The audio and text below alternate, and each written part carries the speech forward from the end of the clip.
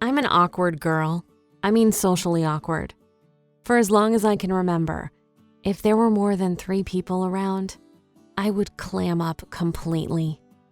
I was fine one-on-one, but as soon as I felt more than one pair of eyes on me or more than one pair of ears listening to me, I would start to sweat. They say public speaking is the number one fear that people have, even more than death. I can believe it. All going through school, if there was a class outline given, I would flip through to the end to see if there were any class presentations. If there were, I would already plan my big escape. Either I would be sick or absent for some other reason. I was an expert at this.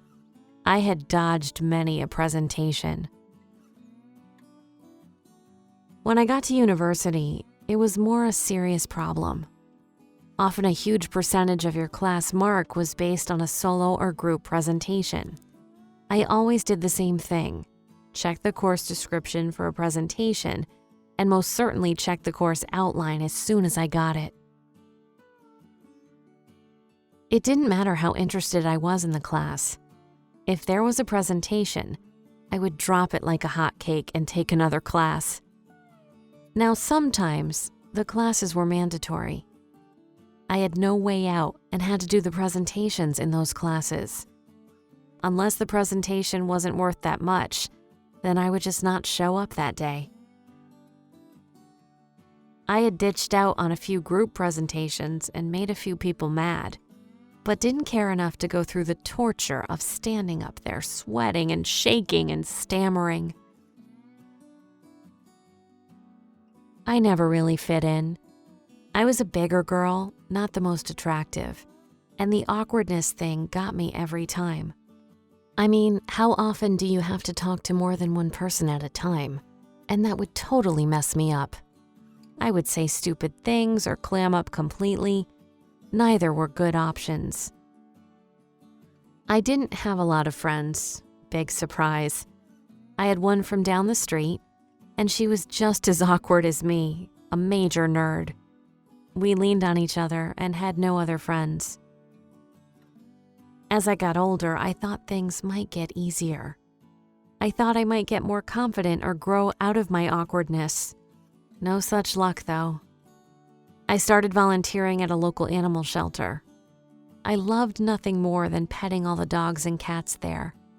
They didn't judge. They didn't care if I was awkward or fat or ugly. They loved me for who I was and just wanted some affection. It was the first place I really felt at home. Even at home, I didn't really feel at home. My older sister was far too perfect, and I didn't understand how we could be so different. She was super popular and pretty much the opposite to me. We had nothing in common. She was nice enough to me, but we really had nothing to talk about, other than the occasional shared joke about mom and dad. So when I found that animal shelter, I was really happy. I had found my place. I had always loved animals, but it wasn't until I started working at the shelter that I realized just how much. I had the best job. Not that I got paid for it, but I didn't even care. I was the first one in the mornings, and those cats would start howling when they heard me come in. They would all be trying to get out of their cages, sticking their little paws through the slats, and just being completely adorable and hungry for love. The dogs would do the same, jump, bark, run around in circles. I would change the cages and swap out the blankets.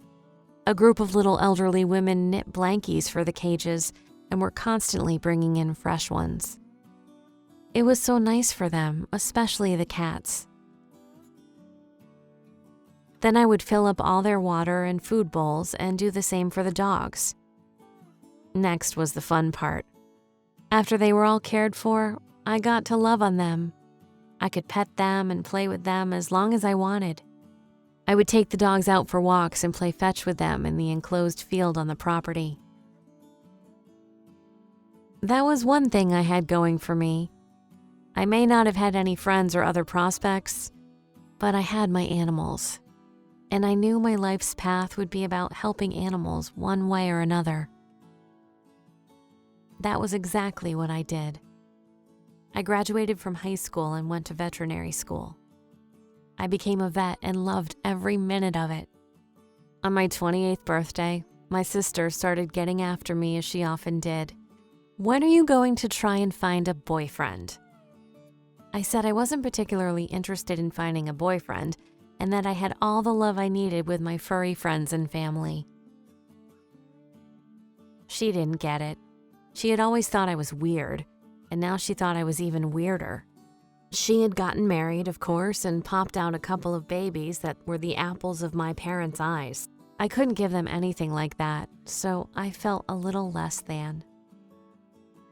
I was at the age where everyone around me was getting married. Even my one super nerdy friend had found her person. That shocked me to my core. I mean, I was happy for her, and she deserved it. But I couldn't help but wonder if there wasn't something more out there for me. There was this weird reality TV show that I would watch called Say Yes. It was all about some of the weirdest marriage proposals, weddings, and couples. There were couples on there where one was morbidly obese while the other was grossly underweight. There were couples where one was super tall and the other super short. All sorts of opposites could unite. And there were a lot of very odd couples out there. One day, a certain episode gave me an idea, a way to get everyone off my back about finding a nice guy to marry. This particular episode was about a nerdy girl, a lot like myself. She was the third sister and the youngest. Her sisters had gotten married and bugged her incessantly about doing the same. That girl, to spite everyone around her, actually married her dog. Can you believe it? I mean, she had a friend marry them, but still, she married her dog, had people there and everything.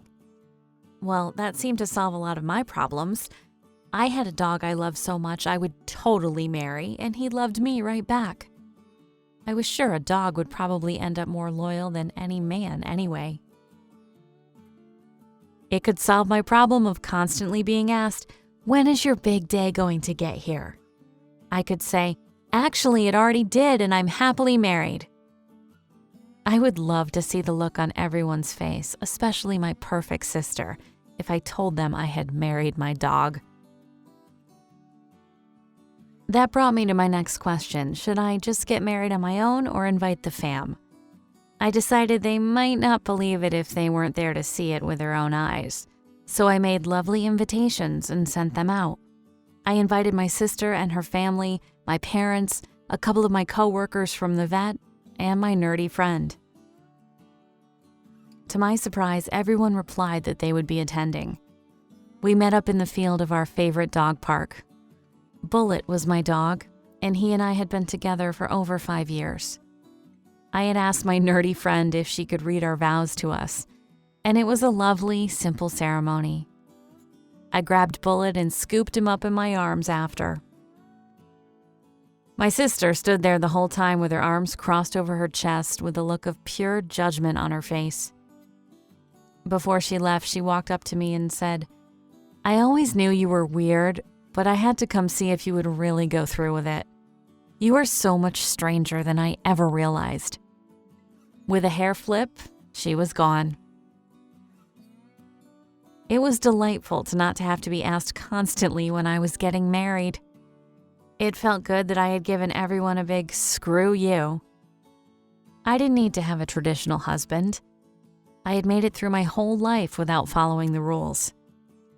The rules weren't written for me. They were written for perfect people. So I loved my dog so much I married it. So what? I had decided to take matters into my own hands and write my own story. Maybe someday I will meet a human partner. But until that day, if that day ever comes, I am more than happy with my furry groom. To watch more animated story videos like this, hit that subscribe button. And tell us in the comments section what you thought about this story.